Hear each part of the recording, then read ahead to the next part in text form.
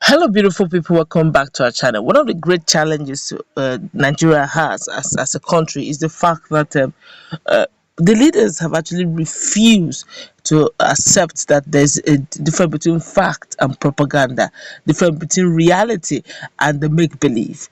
Some days back, we had issues between Governor Basiki and the Minister of Finance, and of course the CBN governor had to come in wade into the whole matter, where this finance minister debunked the news of what Obaseki was saying concerning Nigeria being in financial trouble and Nigeria should be in the know. Eventually, the whole truth emerged. But right now, we're looking at the issue of insecurity in Nigeria. Another governor is speaking, and this time around, of course, I just hope that they will pay attention to him because Nigerians are actually tired of propaganda.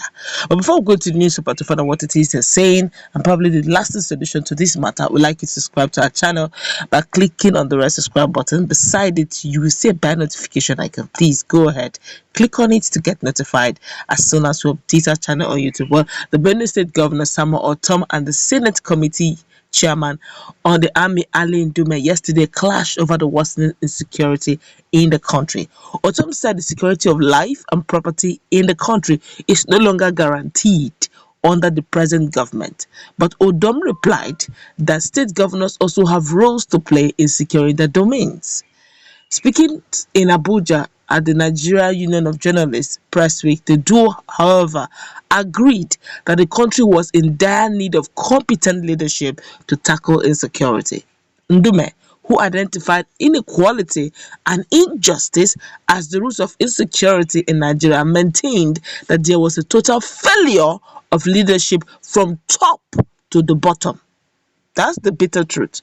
But when you want to say the truth, they will say it is APC, it is PDP. We actually, in fact, Nigeria is going on speed lane in failure simply because we have refused to accept the truth. No, we have accepted the truth as citizens, but the truth of the matter is the leadership are just dancing around propaganda. Let's continue with the news. He added that the country's leaders were united in terms of misrule. That is, in summary, he just summarized it. They actually, on one point, they all agree that they want to misrule the country. They have on this one. You see, even the politicians deep within them, they know this truth, but they're playing politics under lines of parties. It's not fair on Nigerian citizens. Let's continue. Leadership and legislators are not accounting for what they are doing in this country. Nigeria is more divided than before. It is not the problem of foreigners coming into the country, but the problem of criminals coming into the country. Leaders keep on giving the people excuses. The laws are faulty. Criminality is legalized in Nigeria. Ndule stated.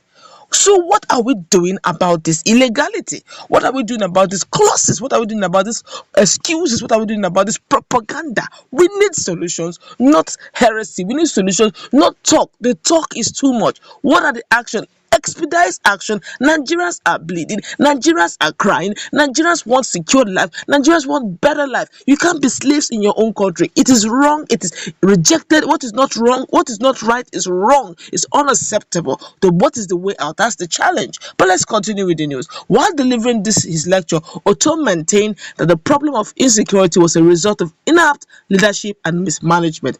As governors, the Constitution recognizes us as the chief security officers of our state, but this is mere theory.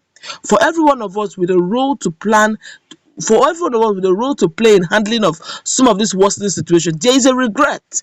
Our hands are tied behind our backs as the coercive authority in the country is monopolized by the federal government that has skewed the security architecture along religious and ethnic lines. Time has come to take advantage of the ongoing constitution amendment process to decentralize the security architecture of Nigeria and involve state and local councils. I've learned from experience that Nigeria has a critical deficit of sustainable leadership. We seem to have a debt of bold and courageous leaders who will clearly identify with what is good and loudly tell the nation. We have a lot of lily-livered people who masquerade as national and regional leaders in this country. Honestly, Odom, God will bless you. God will bless you really good. He just said, hit the nail on the head. Some of them, when they see the truth, they'll just be dancing around the truth. They can even lie in front of Nigerians just to maintain political alliance. Ortom just said the truth the way it is. Some of them, they're lily liver. They will see the truth. They'll see white. They will say it's black. They will see green. They say, no, that thing looks like pink. They can't even look you in the face and tell you the truth. Ortom, in fact, Ortom has been very bold, very vocal these few days. And Basik is following the same line. Let's know who those who will savage this country. We're tired of propaganda. He went further. He said, but are afraid to speak and advise the federal government currently, he said. He noted that many leaders confided in him that his stance on ranching of livestock and rule of law was good for the country, but he cannot speak publicly to support it. Ortom added, many people have given me the mandate to lead them again because I have won their trust through selfless service. I have inspired them to denounce injustice, domination, and religious tolerance. See, why would we, if we can get this type of person for leadership, we are good to go. Right now we need bold leaders. Right now we need those who call a spade without caring whose hair is being gored. We need a leader that will look at things, situations, and say, look, here you did wrong. Not a case of, yeah, you are right, but actually, alliances, political alliances is what is causing Nigeria insecurity. Ethnic lines, bigotry here and there. All they are thinking of is, no, look at what the governor of a northern governor said about 80% that Nigerians should better bow, Southerners should better bow. After all, the Yorubas and the Ndibos are minority. Since when? If then they are minority and they are not insisting they want to break up, then don't blame them. If you see those who came to you as partners at the beginning of this country, they came together and said, okay, let's become partners, and in this organization called Nigeria, okay, it's now a nation. So okay, let's come together, different nations. We are coming as partners to make this a bigger nation, a united nation. Only for you to come back later, some years after, and say, no, you are not. We are not actually united, or we are not partners in this country. You're actually you're under me. You know, when did we agree on partnership? No. Over time, things have evolved. We are no longer partners. I am now lording over you. Then the partner who is at the receiving end, the victimized partner, would definitely want to leave. So if this partnership is not favoring me, then by all means, let me leave. I'll enter this whole partnership with the hope of a win-win situation, a symbiosis situation, not a parasitic situation. Okay, where we both have a win-win.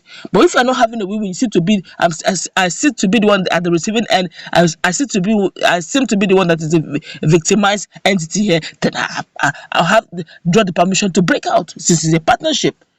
But now you're not saying that, no. If I eventually have become the leader of this partnership, you are not breaking out. You have to remember that it is no longer a partnership. There's something involved in it, and these are the pertinent issues we're looking at. Look at the situation, call a spade a spade. If these things are not working, let's amend the constitution. And when we are amending it, let's look at it holistically. If it's not going to work, then by all means, let everybody take a break. Let's go and wrap it up. Let's put in that conversation. What's your take with what our Governor Ortom has got to say?